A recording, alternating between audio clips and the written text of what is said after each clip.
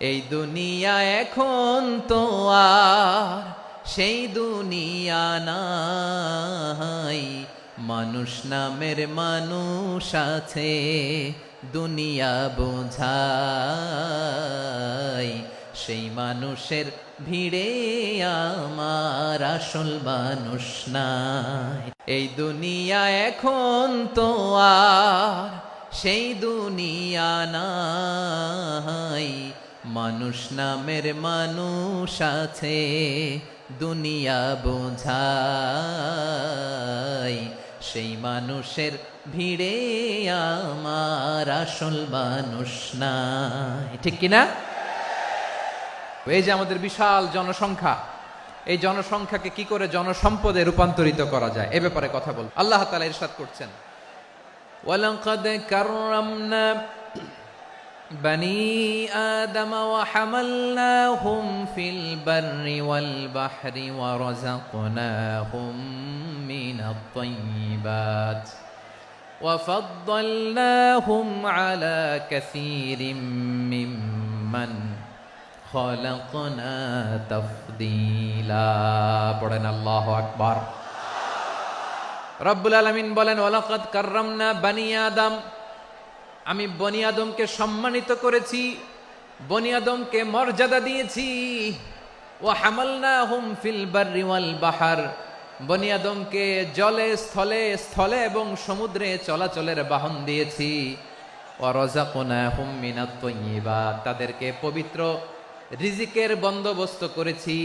ওয়া ফাদ্দালনাহুম আলা কাসীরিম মিম্মান খালাকনা তাফদীলা, আর আমি আল্লাহ যাদেরকে সৃষ্টি করেছি তাদের মধ্য থেকে বনি আদমকে আমি শ্রেষ্ঠ বানিয়েছি, সবার চেয়ে সেরা। আমাদের মতো করে আল্লাহ কাউকে বানায় নাই। দুই পায়ে ভর করে শির দ্বারা এরকম স্ট্যান্ড রেখে মাথা উঁচু করে দাঁড়াতে পারে এরকম কোন প্রাণী পৃথিবীতে আছে? এজন্য আল্লাহ বলেন, ওয়ালাকাদ কাররামনা বনি আদম, আমি বনি আদমকে সম্মানিত করেছি, তাদেরকে আমি মর্যাদা দিয়েছি। তাদেরকে আমি যত মর্যাদা দিয়েছি আমার কোন সৃষ্টিকে এত মর্যাদা দেই নাই। পড়েন সুবহানাল্লাহ। I have dignified the status of the sons of Adam, আদমের সব সন্তানের মর্যাদা আমি বাড়িয়েছি। আল্লাহ এখানে বলেননি ওয়ালাকাদ কাররামনাল মুমিনিন, আমি মুমিনের মর্যাদা বাড়িয়েছি, বলেছেন? আল্লাহ এখানে বলেন নাই ওয়ালাকাদ কাররামনাল মুসলিমিন, আমি মুসলিমের মর্যাদা বাড়িয়েছি। আল্লাহ বলেছেন ওয়ালাকাদ কাররামনা বনি আদম, আমি বনি আদমের সম্মান বাড়িয়েছি, হোক সে মুমিন কিংবা কাফের, মুসলিম কিংবা মুশরিক, আস্তিক কিংবা নাস্তিক, আরব কিংবা অনারব, যেই হোক না কেন আদম সন্তান সবগুলার মর্যাদা বাড়ায় দিয়েছে কে? সবার মর্যাদা আল্লাহ বাড়িয়েছে। মানুষ হিসেবে মর্যাদা। বিশ্বনবী সাল্লাল্লাহু আলাইহি ওয়াসাল্লাম ইহুদির লাশ দেখে দাঁড়িয়ে গেলেন। কার লাশ? ইহুদির লাশ দেখে দাঁড়ায় গেলেন। সাহাবারা বললেন, ইয়া রাসূলুল্লাহ, আপনি দাঁড়ালেন যে, এটা তো ইহুদির লাশ। বিশ্বনবী বললেন, আওয়ালাইসাত নাফসান, এটা কি মানুষ নয়? এটা হোক ইহুদি হোক খ্রিস্টান, এটা তো মানুষ। আমি মানুষ দেখে দাঁড়িয়েছি। আই স্যালিউট দ্য হিউম্যানিটি, আমি মানবতাকে সম্মান করেছি। পড়েন সুবহানাল্লাহ। তাহলে এই জমিনে মানুষের মর্যাদা বেশি, হোক আস্তিক হোক নাস্তিক, হোক মুমিন কিংবা কাফের। আদমের সন্তান হলে, মানুষ হলেই তার মর্যাদা বাড়িয়েছে কে? আমার কলিজার টুকরা যশোরের ভাইয়েরা, মানুষের মর্যাদা আল্লাহ এত বাড়িয়েছেন, মানুষ জীবিত থাকলেও যেমনি মর্যাদাবান, মরে গেলেও মর্যাদাবান। সুবহানাল্লাহ পড়েন। মানুষ মরে গেলে এই ডেড বডিটা কি হয়? পচে যায়, গলে যায়, মাটির সাথে মিশে যায়। তাই বলে আপনি ডেড বডির সাথে যাচ্ছে তাই করতে পারবেন না। পারবেন? কেউ যদি অন্যায় করে তাকে যদি আপনি শাস্তির আওতায় আনেন, যা মনে চায় করতে পারবেন না। তারা আগুন দিয়ে পোড়াতে পারবেন না, নাক কাটতে পারবেন না, কান কাটতে পারবেন না, অঙ্গ বিকৃতি করতে পারবেন না। কারণ মানব জাতির মর্যাদা স্বয়ং দিয়েছে কে? ডেড বডি পচে যাবে, গলে যাবে। তারপরে ইসলাম বলে, না খবরদার, এই মরা লাশটারও একটা মর্যাদা আছে না নাই? ইসলাম বলে এই লাশটা গলে যাবে, পচে যাবে, কিন্তু এটার অমর্যাদা করো না। কর্পূর দিয়ে, খেজুর পাতা দিয়ে, এটাকে ওয়ার্ম ওয়াটার দিয়ে, গরম পানি দিয়ে ধৌত করো।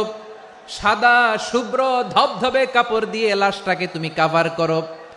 তারপরে খাটিয়ার মধ্যে লাশটাকে রেখে বিশাল একটা প্রোগ্রাম করো, একটা ফিউনারাল প্রোগ্রাম করো। ওই প্রোগ্রামের ডানে বায়ে পেছনে লাশটারে রাখলে হবে না, প্রোগ্রামের একেবারে সামনটাতে তুমি লাশটাকে রাখো। সুবহানাল্লাহ। একটা ফিউনারাল প্রোগ্রাম করতে হবে, তাকে শেষ বিদায় জানাতে হবে, যেটাকে আমরা জানাজা বলি। কি বলি? জানাজা মানে মাইয়েতের জন্য দোয়া, তার জন্য দোয়া করা হয়, তাকে একটা সিস্টেমেটিক অর্ডারে কবরে রাখা হয়, সুন্দরভাবে সেটাকে কবরস্থ করা হয়, মাটি দেয়া হয়, পানি দেয়া হয়। তার মানে মরে গেলেও মানুষের সম্মান বাড়ায় দিয়েছে কে? এজন্য আল্লাহ বললেন ওয়ালাকাদ কাররামনা বানি আদম, বনি আদমের সম্মান মর্যাদা আমি আল্লাহ বাড়িয়ে দিয়েছি। মানুষের সম্মানে তুমি কখনো আঘাত করো না, ঠিক কি না? তাহলে ভাই, প্রথম মেসেজ হচ্ছে the first and foremost message tonight to the people of জাসর। আল্লাহ বলেন I have dignified the status of son of Adam. আমি বনি আদম সবার মর্যাদা বাড়িয়ে দিয়েছি, হোক আস্তিক নাস্তিক, হোক কাফের কিংবা মুশরিক, তার মর্যাদা বাড়াই দিছে কে? যখন বন্যা হয় আমরা ত্রাণ নিয়ে যাই, আমরা শুধু মুসলমানদেরকে ত্রাণ দেই নাকি? হ্যাঁ, আমরা মুসলমানকেও দেই, অমুসলমানকেও দেই, হিন্দুকেও দেই, বৌদ্ধকেও দেই। যেখানেই মানবতা বিপন্ন সেখানে ইসলামের হেল্পিং হ্যান্ড আছে না নাই? সুবহানাল্লাহ। কি দিন আমরা পেয়েছি, কি বিধান আমরা পেয়েছি। ওয়ালাকাদ কাররামনা বানি আদম, আমি বনি আদমকে সম্মানিত করেছি। এরপর আল্লাহ বললেন ওয়া হামালনাহুম ফিল বাররি ওয়াল বাহর, জলে স্থলে আমি চলাচলের যানবাহনের ব্যবস্থা করেছি। আমরা স্থলে ঘোড়ার উপরে চড়ি, উটের উপরে চড়ি, গাড়ির উপরে চড়ি। এই যে গাড়ির ইঞ্জিন বানাইছি আমরা, এটার মেধা দিয়েছে কে? আবার সাগরের মধ্যে আমরা নৌযান, জলযান, বড় বড় জাহাজ দিয়ে এক মহাদেশ থেকে আরেক মহাদেশ যাই, এক দেশ থেকে মালামালগুলো আরেক দেশে পাঠাই। সাগরের ভেতরে নৌকাগুলোরে ধরে রাখলো কে? ওয়াল ফুলকিল্লাতি তাজরি ফিল বাহরি বিমা ইয়ানফাউন নাস। মানুষের উপকার আছে এরকম সরঞ্জামাদি নিয়ে সাগরের উপরে বিশাল বিশাল জলযানগুলো চলে, এগুলো ডুবে যায় না, কাত হয়ে যায় না, পড়ে যায় না। এগুলোকে স্থিতিস্থাপকতাকে ঠিক করে রাখলো কে? আপনারা জাহাজ দেখেছেন? জাহাজ দেখছেন? বিশাল বিশাল জাহাজ, বিশাল জাহাজ মালামাল নিয়ে এক মহাদেশ থেকে আরেক মহাদেশে যায়। গত মাসে আমার জাপান সফর ছিল। এই যে বাংলাদেশে যে গাড়িগুলো চালান, বেশিরভাগ গাড়ি আসে কিন্তু জাপান থেকে। হাজার হাজার গাড়ি একটা জাহাজ বহন করতে পারে, হাজার হাজার গাড়ি। এটাতে সাগরের মধ্যে ভাসাইলো কে? হাজার হাজার গাড়ি নিয়ে জাপানিজ গাড়িগুলো আমাদের চট্টগ্রামের এয়ারপোর্টের বন্দরে ভিড়ে। যুক্তরাষ্ট্রে আমি দেখেছি বিশাল বিশাল জাহাজ। আপনারা টাইটানিক জাহাজের নাম শুনেছেন? টাইটানিক জাহাজের 8 গুণ 10 গুণ বড় একটা জাহাজ আছে, আইকন অফ দ্য সি, আমি দেখে এসেছি। রয়্যাল ক্যারিবিয়ান দেখে এসেছি। সাগরের সামনে জেটিতে যখন দাঁড়ালাম, জাহাজটা যখন যায়, আমার মনে হচ্ছে একটা শহর, গোটা শহর, the entire city is floating on the water. পুরো একটা শহর মনে হয় পানির উপর দিয়ে ভেসে যাচ্ছে। পড়েন সুবহানাল্লাহ।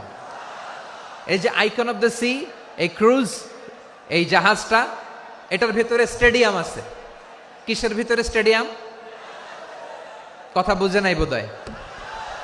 স্টেডিয়াম কিসের ভিতর? সুইমিং পুল আছে, শপিং মল আছে, রেস্টুরেন্ট আছে, ক্লাব আছে, 3000 4000 রুম বিশিষ্ট, কক্ষ বিশিষ্ট হোটেল আছে। এই সবগুলোর নিয়ে এগুলো চলে সাগরের দোলার মধ্যে, জলোচ্ছ্বাসের মধ্যে। এই সাগরের ভেতরে এই জাহাজগুলোর ভাষায় রাখছে কে? সূরাতুর আর রহমানে আল্লাহ তাআলা বললেন ওয়ালাহুল জাওয়ারিল মুনশাআতু ফিল বাহরি কাল আ'লাম ফাবিআইয়ি আলা, সবাই পড়েন ফাবিআইয়ি আলাই রাব্বিকুমা তুকাযিবান। পাহাড় সম বড় বড় জাহাজগুলো মাল বোঝাই করে সাগরের মধ্যে ভেসে বেড়ায়। এগুলো দিয়ে মালামাল বহন করা যায়, মানুষরা এক দেশ থেকে আরেক দেশে যায়। এই জাহাজগুলোর সাগরের ভেতরে ভাসায় রাখলো কে?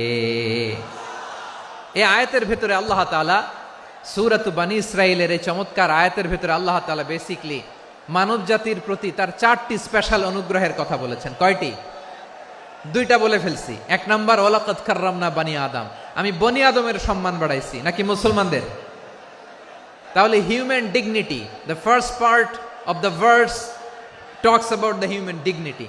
2 নম্বর অংশে আল্লাহ তাআলা বললেন ওয়া হামালনাহুম ফিল বাররি ওয়াল বাহর, স্থলে এবং সমুদ্রে আমি তাদের জন্য চলাচলের বাহন দিয়েছি। সুবহানাল্লাহ। তার মানে smooth movement on land and sea, জলে এবং স্থলে যাতে আমরা স্মুথলি মুভ করতে পারি আল্লাহ তাআলা দিয়েছেন।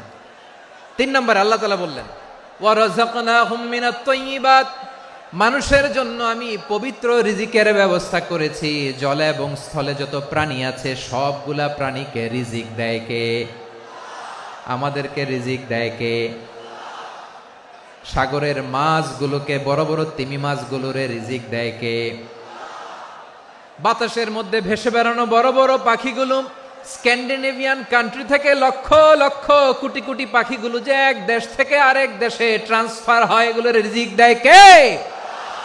রব্বুল আলামিন বলেন ওয়ামা মিন দাব্বাতিন ফিল আরদি ইল্লা আলাল্লাহি রিজকুহা ওয়া ইয়ালামু মুস্তাকাররাহা ওয়া মুস্তাওদাআহা কুল্লুম ফি কিতাবিম মুবিন। আল্লাহু আকবার। রব্বুল আলামিন বলেন ভূপৃষ্ঠে বিচরণশীল যত প্রাণী আছে সব প্রাণীগুলোকে আমি আল্লাহ আমার নিজের কুদরতে রিজিকের বন্দোবস্ত করি। এই প্রাণীগুলো কোথায় থাকে, কোথায় যায়, সব জায়গায় আমি রিজিক পৌঁছে দেই। রিজিক কেউ দিতে পারে না, রিজিকের মালিক কে? রিজিকের মালিক তিনি আল্লাহ। এজন্য আল্লাহ তাআলা বললেন ওয়া রাযাকনাহুম মিনাত তাইয়্যিবাত। এরপর আল্লাহ বললেন ওয়া ফাদ্দালনাহুম আলা কাসীরিম মিম্মান খালাকনা তাফদীলা। আমি যত প্রাণী সৃষ্টি করেছি সকল প্রাণীর মধ্যে মানুষের মর্যাদা শ্রেষ্ঠত্ব আমি দিয়েছি। সুবহানাল্লাহ পড়েন। তাহলে 1 নম্বরে আল্লাহ বললেন আমি বনি আদমের মর্যাদা বাড়ালাম।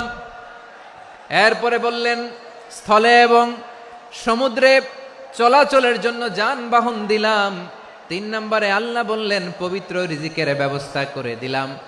এরপরে আল্লাহ বললেন যত প্রাণী আছে, সৃষ্টি আছে, সবগুলার উপরে আমি মানুষকে শ্রেষ্ঠত্ব দিলাম। সুবহানাল্লাহ। তাহলে সবচেয়ে বেশি শ্রেষ্ঠত্ব মানুষের। কার? মানুষের। শুধু তাই নয় প্রিয় ভাইরা, আকাশ এবং জমিনে যা কিছু আছে সবকিছু মানুষের জন্য, মানুষের কল্যাণে, মানুষের প্রয়োজনে, মানুষের বশীভূত করে সৃষ্টি করেছেন কে? রব্বুল আলামিন বলেন হুয়াল্লাযী খালাকা লাকুম মা ফিল আরদি জামিআ। এই জমিনের মধ্যে যা কিছু আমি আল্লাহ সৃষ্টি করেছি সব কিছু আমি মানুষের জন্য সৃষ্টি করেছি। পড়েন সুবহানাল্লাহ। হুয়াল্লাযী খালাকা লাকুম মা ফিল আরদি জামিআ, যা আছে সব আমাদের জন্য, সব আমাদেরকে সার্ভিস দেওয়ার জন্য, আমাদের উপকারের জন্য, আমাদের কল্যাণের জন্য। আওয়াজ করে সবাই পড়ুন আল্লাহু আকবার।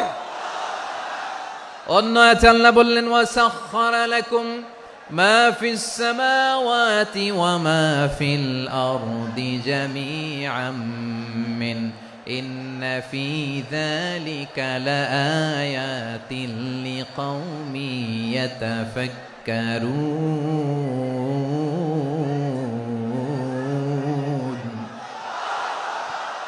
প্রথমে আয়াতে আল্লাহ বললেন জমিনে যা আছে সব তোমাদের কল্যাণে আমি সৃষ্টি করলাম। এরপরে আল্লাহ বললেন আকাশেও যা আছে সব তোমাদের জন্য সৃষ্টি করলাম, তোমাদের অনুগত বানায় দিলাম। পড়েন সুবহানাল্লাহ। মানুষের কি ব্রেইন দেখেন, মানুষ জমিন ছেড়ে আকাশে চলে যায়। পাখি দেখে মানুষের শখ হলো পাখি যেহেতু উঠতে পারে আমরাও পারবো। অরবিল রাইট, উইলবার রাইট, 2 ভাই মিলে আঁকাঝোঁকা করতে করতে করতে করতে প্লেন বানায় ফেললো। কোন সুবহানাল্লাহ। এখন পাখিও ওরে, আমরাও ওরি। এরপরেই মানুষের কৌতূহল থামে না এখানে। মানুষ চলে গিয়েছে চাঁদে। কোথায় গেছে? এখন কিন্তু চাঁদে জমি বিক্রি হয় জানেন। পৃথিবী নিয়ে মারামারি শেষ। রাশিয়া আমেরিকা এখন ধরছে চাঁদ আর মঙ্গল গ্রহ। এখন চাঁদে জমি বিক্রি হয়, মঙ্গলে জমি বিক্রি হয়। এই চাঁদ, মঙ্গল, বৃহস্পতি, শনি সব আল্লাহ তাআলা আমাদের জন্য বানিয়েছেন। সুবহানাল্লাহ পড়েন। মানুষ সাগরের উপরে চড়ে, শূন্যে ভেসে বেড়ায়, পাহাড় কেটে সুড়ঙ্গ বানায়, টানেল বানায়। মানুষ বট ব্যান্ডের লাইন নিয়ে যায় সাগরের ভেতর দিয়ে এক দেশ থেকে আরেক দেশে, এক মহাদেশ থেকে আরেক মহাদেশে। সুবহানাল্লাহ পড়েন। তার মানে গোটা বিশ্বের সব কিছুর উপরে control, superiority over all creatures, সব কিছুর উপর কন্ট্রোল, মনিটরিং, নিয়ন্ত্রণ, এটা প্রতিষ্ঠা করে দিয়েছে কে? এজন্যই মানুষের শ্রেষ্ঠত্ব। ওয়ালাকাদ কাররামনা বানি আদম, আমি বনি আদমের সম্মান বাড়িয়েছি, মর্যাদা আমি বাড়িয়ে দিয়েছি এ কারণে, কারণ মানুষ সবকিছুর উপর নিয়ন্ত্রণ নিতে পারে। মানুষকে নিয়ে এই কোরআনের সব আলোচনা, মানুষকে নিয়ে এই কোরআনের সব। তাই কোরআনের কেন্দ্রীয় আলোচ্য বিষয় হচ্ছে মানুষ। মানুষকে আল্লাহ স্বাধীনতা দিয়েছেন। ফামান শাআ ফালইউমিন ওয়া মান শাআ ফালইয়াকফুর। চাইলে মুমিন হতে পারো, চাইলে কাফের হতে পারো, তোমার ইচ্ছা। তবে জেনে রাখো, মুমিন হলে পাবা জান্নাত, কাফির হলে পাবা জাহান্নাম। নাও দ্য ডিসিশন ইজ ইয়ার্স। সিদ্ধান্ত তোমার, জান্নাতে যাবা না জাহান্নামে যাবা। মানুষকে আল্লাহ এত স্বাধীনতা দিয়েছেন, মানুষ চাইলে অনেক ভালো হইতে পারে। ভালোর রাস্তাও খোলা, খারাপ হওয়ার রাস্তাও খোলা। ভালো হইলে মানুষ অনেক ভালো, খারাপ হইলে অনেক খারাপ। ভালো হইলে সবচেয়ে ভালো, খারাপ হইলে সবচেয়ে খারাপ। এজন্য সিদ্ধান্ত আপনাকে নিতে হবে। আল্লাহ তাআলা বলছেন, লাকাদ খালাকনাল ইনসানা ফি আহসানি তাকওয়িম সুম্মা রাদাদনাহু আসফালা সাফিলিন। আমি মানুষকে অনেক সুন্দর অবয়বে, সুন্দর আকৃতিতে সৃষ্টি করেছি। তার শুধু চেহারার ডিজাইনটাই সুন্দর নয়, তার ব্রেনটা বড্ড সুন্দর, তার মানসিকতা বড্ড সুন্দর, তার সৃজনশীলতা বড্ড সুন্দর। পড়েন সুবহানাল্লাহ। আমাদের ব্রেনটা অনেক সফিস্টিকেটেড ব্রেন, অনেক সফিস্টিকেটেড। এই 1.5 কেজি ব্রেন ইউজ করে মানুষ গোটা বিশ্বে সভ্যতা বিনির্মাণ করেছে, ঠিক কিনা? এই ব্রেন আল্লাহ তাআলা আমাকে দিয়েছে। এটারে কাজে লাগালে, আপনার 6 সেন্স কাজে লাগালে আপনি অনন্য মানুষ হয়ে উঠবেন, মহামানবে রূপান্তরিত হবেন। মানুষ হতে পারে, চাইলেই মহামানব হতে পারে। আবার যদি মানুষ চায় খারাপও হতে পারে। আল্লাহ বললেন শুধু ভালোই না, ভালো হতে চাইলে অনেক ভালো তুমি হতে পারো, আবার খারাপ হতে চাইলে অনেক খারাপ তুমি হতে পারো। সুম্মা রাদাদনাহু আসফালা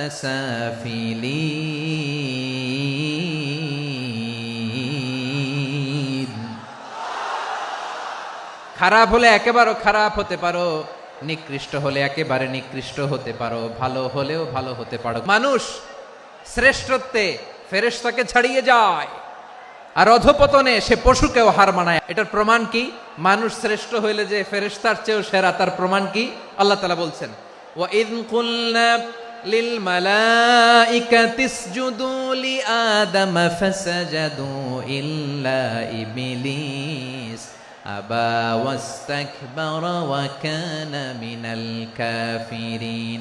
আল্লাহ বলেন, স্মরণ করো সে সময়ের কথা যখন আমি ফেরেশতাদেরকে বললাম, ও ফেরেশতারা আদমকে সেজদা দাও। সব ফেরেশতারা সম্মান সূচক সেজদা আদমকে দিল। তারা আদমের জন্য সেজদায় লুটিয়ে পড়লো, একজন ছাড়া, তার নাম ইবলিস। আওয়াজ করে বলেন, তার নাম কি? সে অহংকার প্রদর্শন করলো, সে কাফের হয়ে গেল। বাকি সব ফেরেশতারা সেজদা দিল। সুবহানাল্লাহ।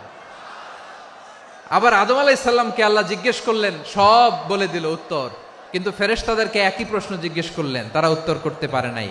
তার মানে এর মধ্য দিয়ে প্রমাণিত হয়, মানুষ ভালো হলে ফেরেশতার চেয়েও ভালো, ফেরেশতার চেয়েও মানুষের মর্যাদা বাড়িয়ে দিয়েছে কে? সব নূরের ফেরেশতা যখন মাটির আদমকে সেজদা দেয়, এটা প্রমাণ করে ফেরেশতার চেয়েও মানুষের মর্যাদা বাড়িয়ে দিয়েছে কে? তুমি মাটির আদমকে প্রথম সৃষ্টি করিয়া ঘোষণা করিয়া দিলে শ্রেষ্ঠ বলিয়া, তাই তো নূরের ফেরেশতা করে আদমকে সেজদা। ঠিক কিনা বলেন? তাই তো নূরের ফেরেশতা করে আদমকে সেজদা। সবার চেয়ে সম্মান দিলে মাটির আদমকে। আল্লাহু আল্লাহু তুমি জাল্লে জালালুহু, শেষ করা তো যায় না গে তোমার গুণগান। পড়েন না? পড়েন। আল্লাহু আল্লাহু তুমি জাল্লে জালালুহু, শেষ করা তো যায় না গে তোমার গুণগান। আল্লাহু আল্লাহু। আল্লাহু আকবার। আদমের মর্যাদা বেশি, মানুষের মর্যাদা বেশি। মানুষ শ্রেষ্ঠ তার প্রমাণ, নূরের ফেরেশতা মাটির আদমকে সেজদা করে আওয়াজ করে বলেন ঠিক কিনা। তাহলে মানুষ ভালো হলে ফেরেশতার চেয়ে ভালো। আবার মানুষ যদি খারাপ হয় সে পশুর চেয়েও খারাপ,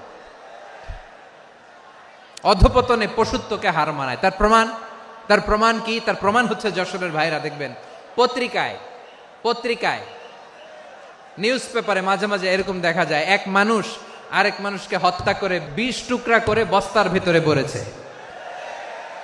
আচ্ছা, বুঝে থাকলে আওয়াজ করে বলেন, কোনদিন শুনছেন একটা হাতি আর একটা হাতিকে হত্যা করে 20 টুকরা করছে, এরপরে বস্তার ভিতরে ভরছে? হয়েছে? তাহলে দেখেন, মানুষ যদি খারাপ হয় সে পশুকেও হার মানায়। চিল্লায় বলো ঠিক কিনা।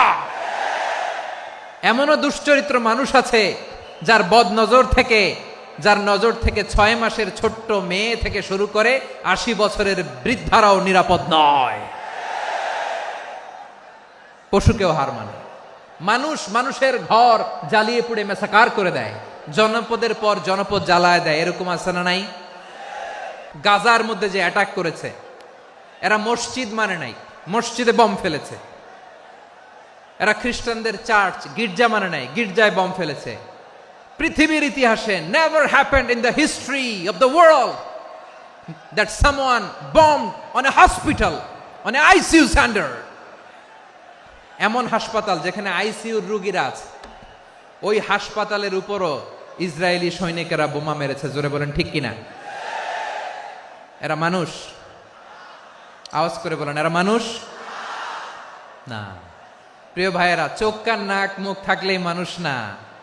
যা সামনে দেখেন এগুলো সব মানুষ না, এগুলো জনসংখ্যা। এগুলো কি?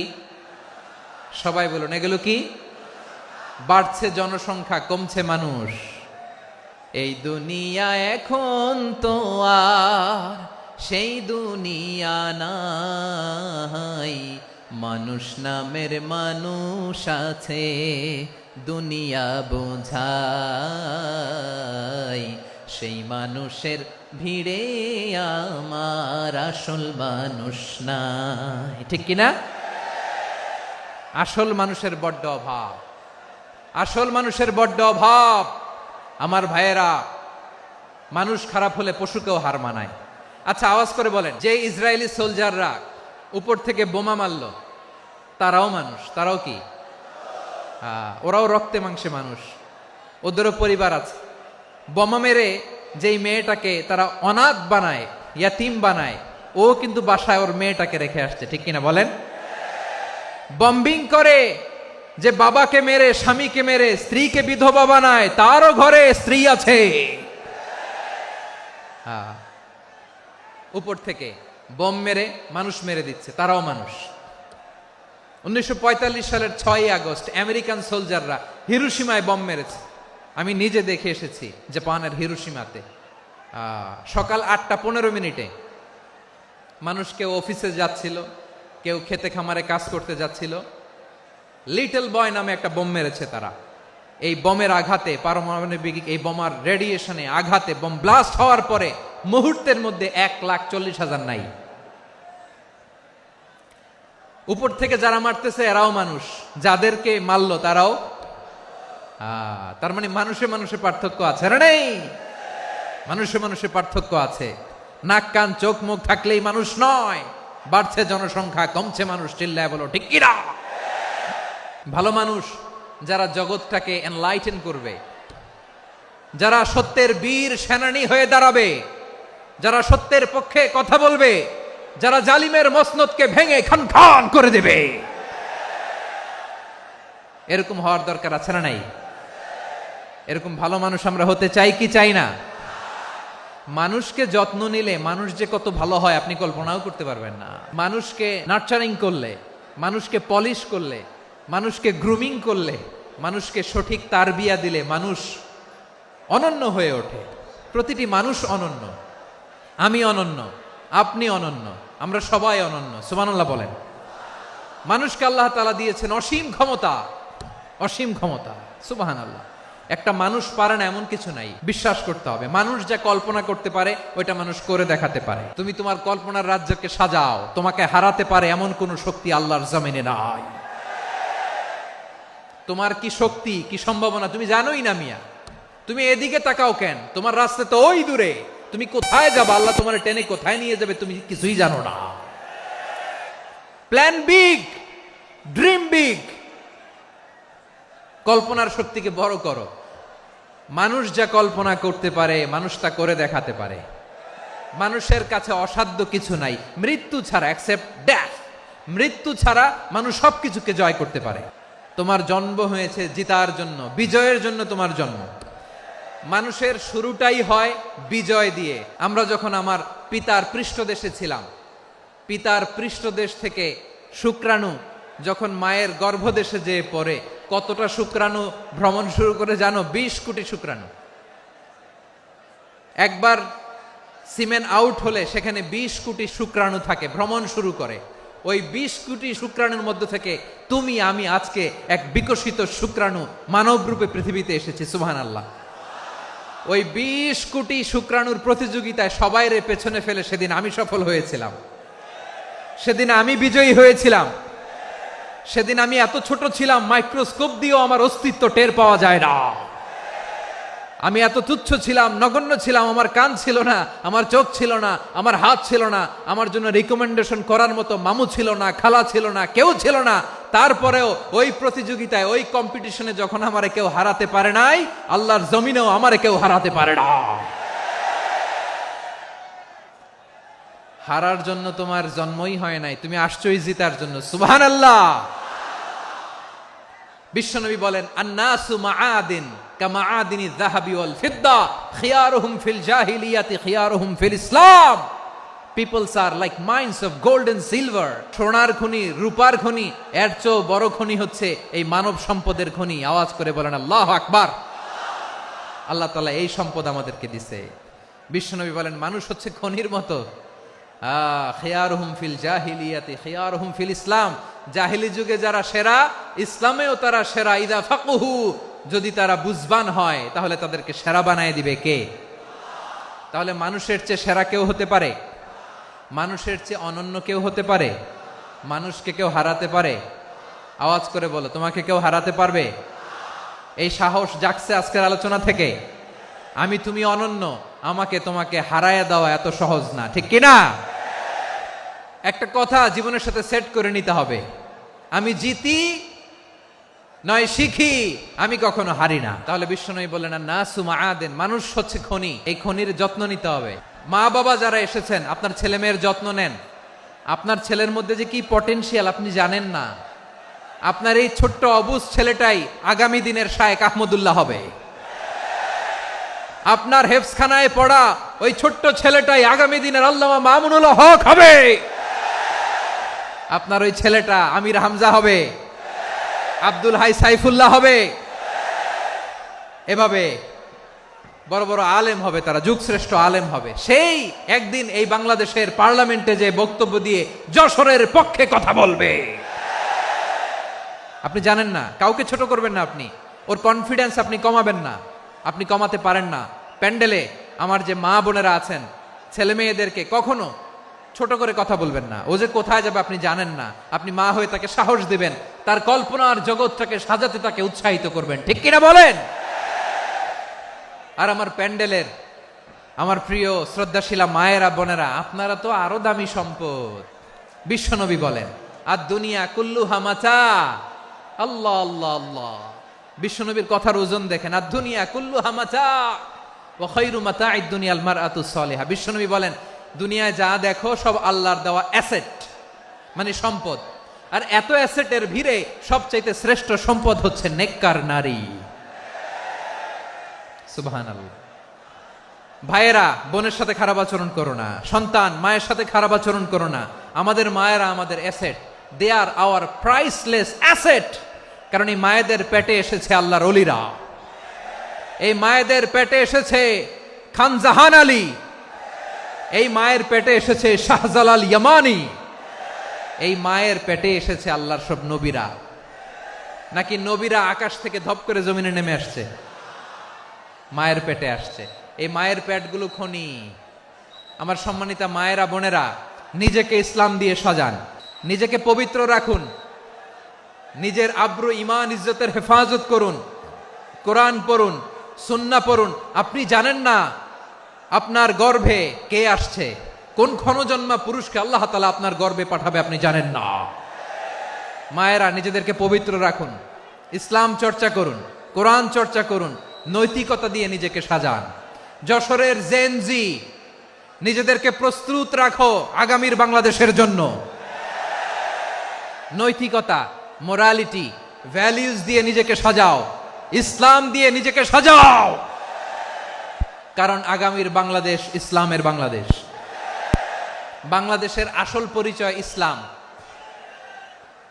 বাংলাদেশের আসল পরিচয় কি? সবাই বলে না, আওয়াজ করে, এদেশের আসল পরিচয়। এদেশে আজান শুনে সূর্য ওঠে শহর গ্রামে, এদেশে আজান শুনে সূর্য ডুবে সন্ধ্যা নামে, এদেশে সকল কাজে সবাই বলে বিসমিল্লাহ, এদেশে ভালো কিছু দেখে শুনে হাসি মুখে সবাই বলে মাশা আল্লাহ। সুবহানাল্লাহ সুবহানাল্লাহ সুবহানাল্লাহ সুবহানাল্লাহ সুবহানাল্লাহ সুবহানাল্লাহ সুবহানাল্লাহ সুবহানাল্লাহ। ও নবীন তরুণ, তোমার কিসের এত ভয়? জেনে রেখো বাংলাদেশের আসল পরিচয়। বাংলাদেশের আসল পরিচয় ইসলাম। আওয়াজ তুলে বলো, আসল পরিচয় কি?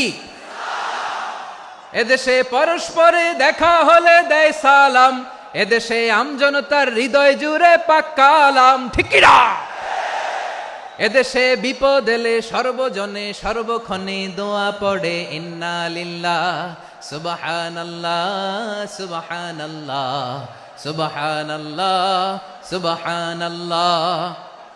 এদেশে আজান শুনে সূর্য ওঠে শহর গ্রামে, এদেশে আজান শুনে সূর্য ডুবে সন্ধ্যা নামে, এদেশে সকল কাজে সবাই বলে বিসমিল্লাহ, এদেশে ভালো কিছু দেখে শুনে হাসি মুখে সবাই বলে মাশা আল্লাহ।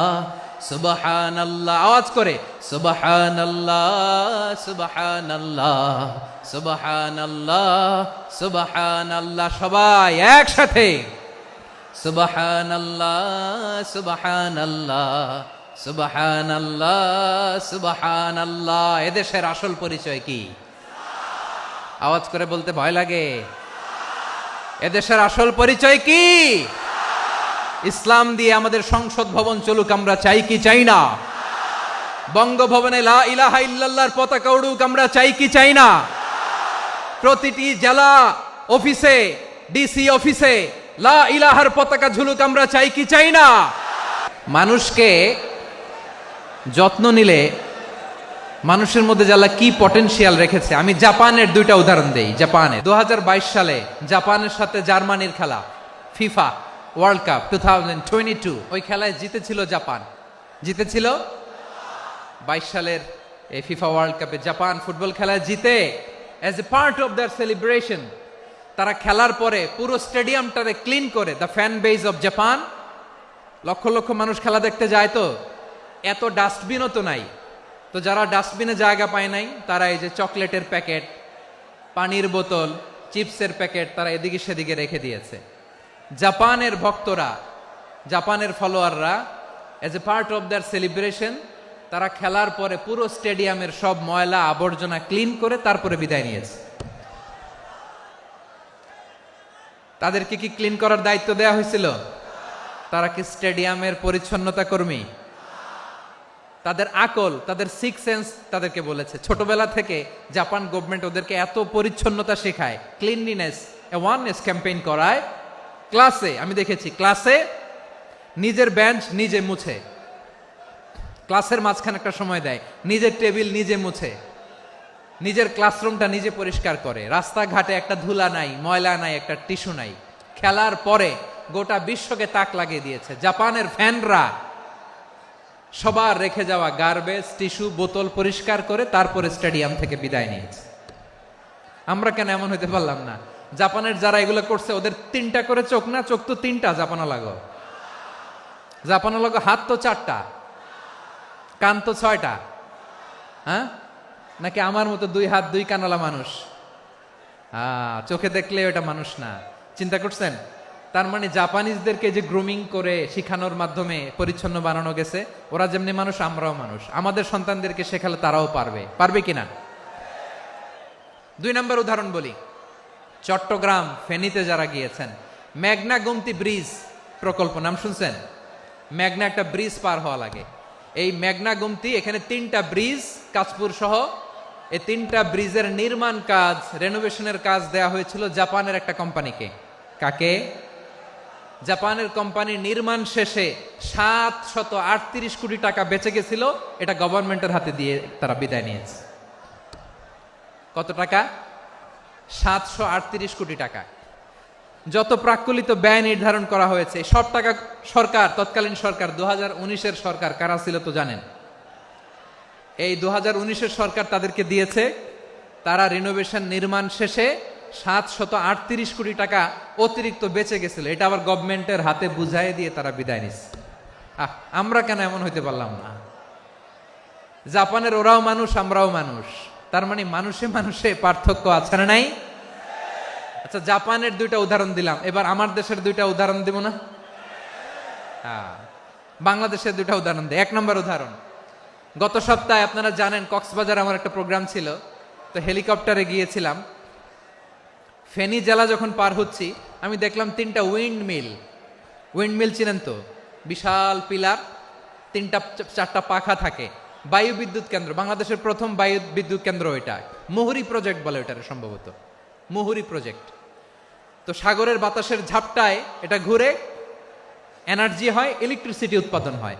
তো আমি পাইলটকে বললাম, ভাই এগুলো থেকে কেমন ইলেকট্রিসিটি উৎপাদন হয়? কয়, হুজুর একটু হয় না, কিছুই হয় না। কিছুই হয় না মানে? বলে, হুজুর বাংলাদেশে যত উইন্ডমিল আছে এটার পাখা একটাও ঘুরে না। আল্লাহ, বলেন কি? তাহলে এই যে কোটি কোটি টাকা ব্যয় করে যে উইন্ডমিল, কয় হুজুর উপরে ফিটফাট, ভিতরে সদরঘাট।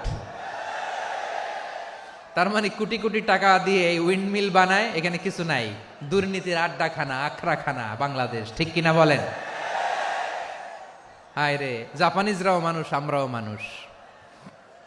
আমার এক নিকটাত্মীয় সরকারি চাকরিজীবী, উনি আমাকে বললেন, বাংলাদেশের আরেকটা উদাহরণ দেই। উনি আমাকে বললেন যে প্রতি বছর আমাদের অফিসের ফার্নিচার চেঞ্জ করে। আমি বললাম, প্রতি বছর ফার্নিচার চেঞ্জ করে কেন? বলে যে ফার্নিচার নতুন পারচেজ করলেই তো ওইখানে টাকা, নতুন কিনতে পারলেই টাকা, নতুন উন্নয়নের সবক শোনাতে পারলেই টাকা। প্রথম আলোর রিপোর্ট, কি আলো? প্রথম আলোর রিপোর্ট, গত 15 বছরে উন্নয়নের নামে লুটপাট হয়েছে প্রায় 3.25 লাখ কোটি টাকা। কার রিপোর্ট? আমাদের বানানো কথা। প্রথম আলোর রিপোর্ট। গত 15 বছরে কারা ছিল জানেন তো? হ্যাঁ, শুধু ওনাদেরকেই দোষ দিয়ে লাভ নাই। স্বাধীনতার পর থেকে শুধু শাসকের হাত বদল হয়েছে, আমরা কিছু পাই নাই, ঠিক কিনা বলেন? আমরা এরকম চাই না। তাহলে জাপানের মানুষও মানুষ, আমরাও মানুষ। সিদ্ধান্ত আপনার, কোন মানুষ হবেন, ভালো মানুষ না খারাপ মানুষ? আজকের আলোচনার বিষয় হচ্ছে মানব সম্পদের উন্নয়ন, human resource development. It's a process to increase the capacity of knowledge, skill, capacity of the people of a country. একটা দেশের মানুষের জ্ঞান, তাদের দক্ষতা কি করে বাড়ানো যায়, বাড়িয়ে দেশের উন্নয়ন করানো যায়, এটাই হচ্ছে মানব সম্পদ উন্নয়নের মূল কথা। তাহলে মানব সম্পদ হচ্ছে একটা দেশের সবচাইতে শক্তিশালী পুঁজি। প্রাকৃতিক সম্পদ, খনিজ সম্পদের চেয়েও দামি হচ্ছে মানব সম্পদ। আল্লাহ তাআলা দয়া করে আমাদেরকে এই মানব সম্পদ দিয়েছেন। আসুন আমাদের এই মানুষগুলোকে আমরা সোনার মানুষ বানাই। রাজি আছেন তো সবাই? রাজি আছেন? মানুষ পারে না এমন কোনো কিছু নাই, চাইলে সব পারে। এজন্য মানুষকে তারবিয়া দিতে হবে, যথাযথভাবে তাদেরকে গড়তে হবে। আসুন আমরা সিরাতের আয়নায় বিশ্বনবীর জীবনী থেকে দেখি তিনি কিভাবে হিউম্যান রিসোর্সকে ম্যানেজ করতেন। বিশ্বনবী, he was a very good talent hunter, চৌকস ট্যালেন্ট হান্টার ছিল। কার মধ্যে কি ট্যালেন্ট আছে দেখলেই বুঝে ফেলতেন। সুবহানাল্লাহ পড়বেন না? কি নবী আমরা পেয়েছি! He was a very good talent hunter. আমার নবী, তিনি চৌকস ট্যালেন্ট হান্টার ছিলেন। কার মধ্যে কি প্রতিভা বের করতেন, ওই প্রতিভাকে ইসলামের কল্যাণে কাজে লাগাতেন। যাকে যেই জায়গায় সেট করলে ভালো হবে তাকে ওই জায়গায় সেট করতেন। কয়েকজন সাহাবীর জীবনী শোনাই। আবু মাহজুরা রাদিয়াল্লাহু তাআলা আনহু, মক্কার মুয়াজ্জিন, আগে ছিল মুশরিক, পরে হইছে মুমিন। উনি কিভাবে মুমিন হইলেন এই ঘটনাটা একটু আপনাদের শোনাতে চাই। আবু মাহজুরা রাদিয়াল্লাহু তাআলা আনহু কিভাবে মুসলিম হলেন, আওয়াজ করে শুনেন। হুনাইনের যুদ্ধ, 8ম হিজরি, বিষ্ণু ঈসা ইসলাম হুনাইনের যুদ্ধ শেষে ফিরতেছেন। পথিমধ্যে বেলাল রাদিয়াল্লাহু তাআলা আনহু আজান দিচ্ছেন। কি দিচ্ছেন? তো পাশে ছিল মুশরিকদের একটা পল্লী, কিছু মুশরিক তরুণ, কিছু অমুসলিম কিশোর, তারা আজানকে ব্যঙ্গ করতেছে। আমাদের বাংলায় মুখ ভেঙ্গানো বলে আর কি। বেলাল রাদিয়াল্লাহু তাআলা আনহু আজান দিচ্ছেন, ওই বাচ্চাগুলো মুশরিক, তো ওরা আজানকে ব্যঙ্গ করতেছে, বিকৃতি করে ওরাও আজান দিচ্ছে। উদ্দেশ্য হচ্ছে আজানকে নিয়ে ঠাট্টা করা। উদ্দেশ্য কি? ঠাট্টা করা। ব্যাপারটা মনে কষ্ট পাওয়ার মতো ব্যাপার না? কিন্তু বিশ্বনবী ওইখানে দেখেন কি খুঁজলেন।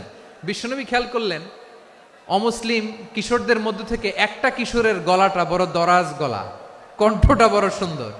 খেয়াল করে দেখলেন যে কিছু কিশোর বেলালের আজানকে ব্যঙ্গ করে, বিকৃতি করে, কিন্তু একজনের কণ্ঠ দেখতে পাচ্ছেন না এত দূরে, কিন্তু কণ্ঠটা বড় সুন্দর, দরাজ গলা। বিশ্বনবী সাহাবীদেরকে বললেন, ধরো এগুলারে, ধরো। সবগুলারে ধরে বিশ্বনবীর সামনে আনা হলো। ওরা হাঁটু গেড়ে বসলো। বিশ্বনবী বললেন, তোমাদের মধ্যে কে যেন ব্যঙ্গ করে আজান দিচ্ছিল, তার গলাটা বড় উঁচু, গলার বেসটা বড় মজবুত, মেলোডিয়াস, সুমধুর কণ্ঠ, কে? আবু মাহজুরা বলে, আমার বন্ধুরা সবাই আমার দিকে আঙ্গুল দেখায়, আমি পড়ে গেছি বিপদে। রাসূল সাল্লাল্লাহু আলাইহি ওয়াসাল্লাম বাকি অমুসলিম তরুণদেরকে ছেড়ে দিলেন, বললেন তোমরা যাও। এবার আবু মাহজুরারে পাইছে। আবু মাহজুরার চুলের মধ্যে হাত দিলেন বিশ্বনবী, মাথায় হাত দিয়ে বললেন, এবার আজান দাও দেখি। আবু মাহজুরা বলে, আমি তো আজান দিতে জানি না, কারণ আমি তো বেলালেরটা শুইনা দিছি, আমার তো মুখস্থ নাই, আমি তো আজান দিতে জানি না। বিশ্বনবী বললেন, জানো না? তাহলে আসো, আমি তোমারে শিখাই দেই। সুবহানাল্লাহ পড়ে। আবু মাহজুরা হাঁটু গেড়ে বসে, বিশ্বনবীর মোবারক হাত আবু মাহজুরার চুলের মধ্যে। বিশ্বনবী আজানের মুআল্লিম আবু মাহজুরাকে বলতেছে, ঠিক আছে তোমারে শিখাই দিচ্ছি, আমি যা যা বলবো আমার সাথে সাথে বলো, পারবা? আবু মাহজুরা বলে, পারবো। বিশ্বনবী আজান দিচ্ছেন, মাথায় হাত দিয়ে আল্লাহু আকবার, আল্লাহু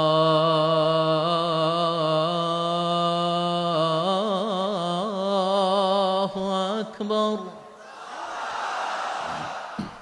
আবু মাহজুরা এই বাক্যটা পড়লেন। বিশ্বনবী দ্বিতীয় বাক্য পড়তে আরম্ভ করলেন, আল্লাহু আকবার,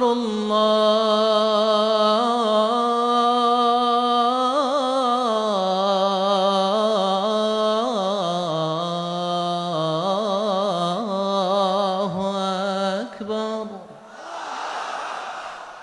আবু মাহজুরা এই বাক্যটাও বললেন। বিশ্বনবী আবু মাহজুরার মাথার মধ্যে হাত দিয়ে তৃতীয় বাক্য পড়লেন, আশহাদু আল্লা ইলাহা ইল্লাল্লাহ,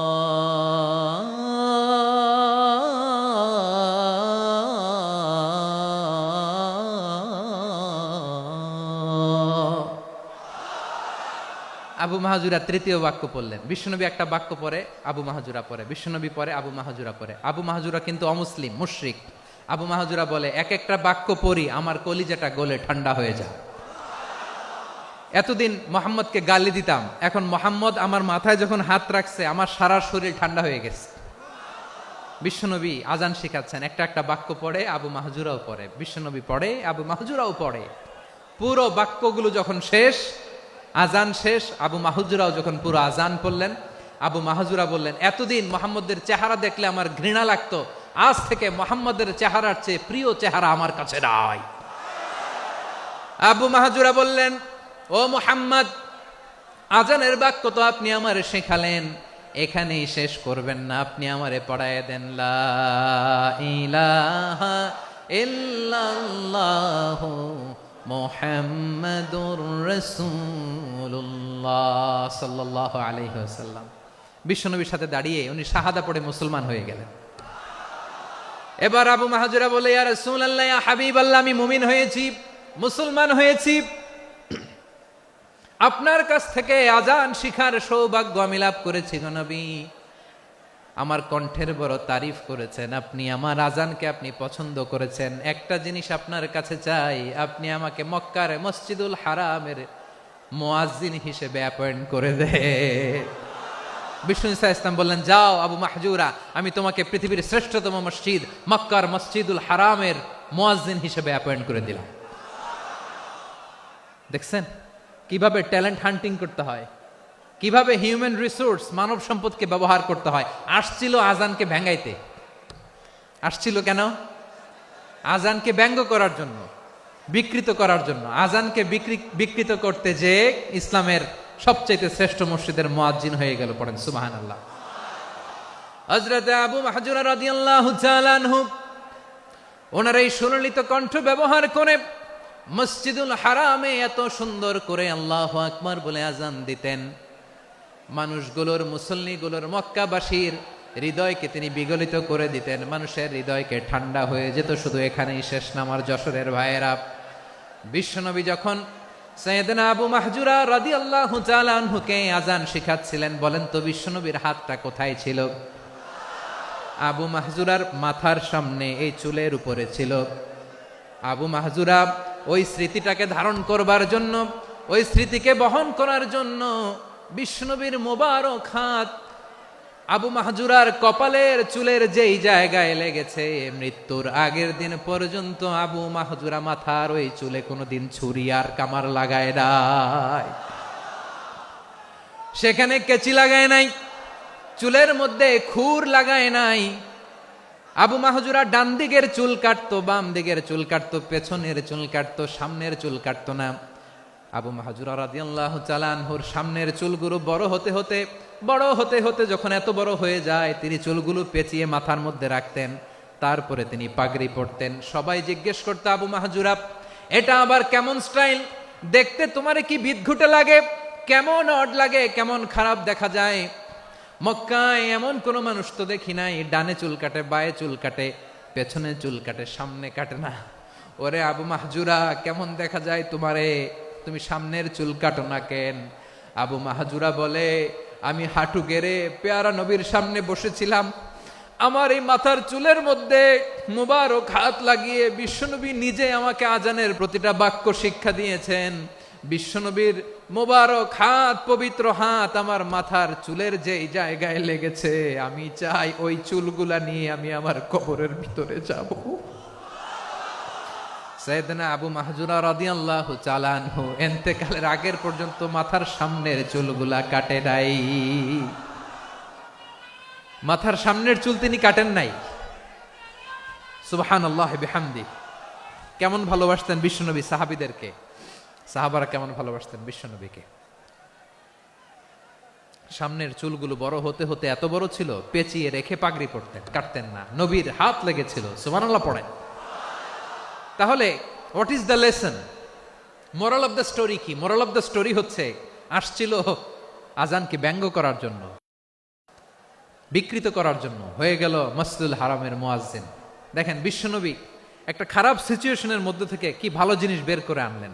আমি যে শুরুতে বলেছি কিভাবে তিনি হিউম্যান রিসোর্সকে ডেভেলপ করেছেন, ম্যানেজ করেছেন। তিনি যে চৌকস ট্যালেন্ট হান্টার ছিল, দেখেন সবার মধ্যে থেকে এর বাছাই করে মুয়াজ্জিন বানাই দিয়েছেন। সুবহানাল্লাহ পড়েন। তার মানে এই না সবাইরে ধরে ধরে উনি মুয়াজ্জিন বানাইছেন। যার যেই ট্যালেন্ট আছে তাকে ওই কাজে অ্যাসাইন করেছেন। যার যেই প্রতিভা আছে তার প্রতিভাকে ইসলামের কাজে লাগিয়েছেন। সুবহানাল্লাহ পড়েন। যায়েদ বিন সাবিত রাদিয়াল্লাহু তাআলা আনহু নাম শুনেছেন? বিশ্বনবী দেখলেন মদিনার এই আনসারী সাহাবী হাইলি ট্যালেন্টেড, ইন্টেলেকচুয়াল, মেরিটোরিয়াস, জ্ঞানের প্রতি তার আকর্ষণ, মারাত্মক আকর্ষণ। বিশ্বনবী তাকে দায়িত্ব দিলেন, কোরআন যা নাজিল হয় তুমি লিখো, কাতিবুল ওহী বানায় দিলেন। সুবহানাল্লাহ। যায়েদ বিন সাবিতরে আবার আজান শেখান নাই, কারণ তার মধ্যে বিশ্বনবী প্রতিভা দেখেছেন, একাডেমিক প্রতিভা। বিশ্বনবীর একাডেমিক প্রজেক্টগুলো তিনি হ্যান্ডেল করতেন। যায়েদ বিন সাবিত ছিল বিশ্বনবীর ব্যক্তিগত সচিব। কি ছিল? ব্যক্তিগত সচিব। বোঝেন নাই? বিশ্বনবীর ব্যক্তিগত সচিব এবং দোভাষী। ইহুদিরা কিছু লিখে দিলে এটার অর্থ বিশ্বনবীরে বুঝায় দিতেন। আবার ইহুদিদের কাছে কিছু লিখতে হলে তিনি লিখে দিতেন। বিশ্বনবী একদিন বললেন, ইন্নী ওয়াল্লাহি মা আমানু ইয়াহুদা আলা কিতাব। ইহুদিরা যে চিঠি পাঠায় অর্থ তো বুঝি না, আরেক ইহুদি আইনে অর্থ করা লাগে। আবার ইহুদিদের কাছে কিছু লিখে পাঠাইতে চাইলে আমরা তো লিখতে পারি না, ইহুদিরে দিয়ে লেখা লাগে। ওরা যে পয়রা শোনায় লিখে দেয়, আমি ওদের বিশ্বাস করি না। আমার নিজের একজন লোক দরকার। বিশ্বনবী এই যায়েদ বিন সাবেতকে চুজ করলেন ল্যাঙ্গুয়েজের জন্য। উনি বললেন, যায়েদ, তোমার সফট স্কিলকে ডেভেলপ করতে হবে, তুমি হিব্রু ল্যাঙ্গুয়েজ শিখে ফেলো। যায়েদ বিন সাবেত বলল, বিশ্বনবীর মোটিভেশন আর ইন্সপিরেশন পেয়ে আমি 15 দিনে ইহুদিদের এই হিব্রু ল্যাঙ্গুয়েজ শিখে ফেললাম। শুধু শিখে ফেললাম না, হাত্তা হাদিকতু, even I became master in the language. এই ভাষা আমি পারদর্শী হয়ে গেলাম। এরপরে ইহুদিরা চিঠি লিখে পাঠালে আর কোনো ইহুদি ডাকা লাগতো না, আমি নবীর এটার অর্থ শুনে পরে বুঝাই দিতাম। আবার ইহুদিদের কাছে চিঠি লেখা লাগলে আমি যায়েদ বিন সাবেত চিঠি লিখে দিতাম। সুবহানাল্লাহ। দেখেন, এত সাহাবীর মধ্য থেকে বিশ্বনবীর একাডেমিক প্রজেক্ট, ব্যক্তিগত সচিব, দোভাষী হিসেবে তিনি যায়েদ বিন সাবেতের মতো তরুণকে নির্বাচিত করেছেন। কেমন ট্যালেন্ট হান্টার ছিল আমার নবী! সুবহানাল্লাহ পড়বেন না?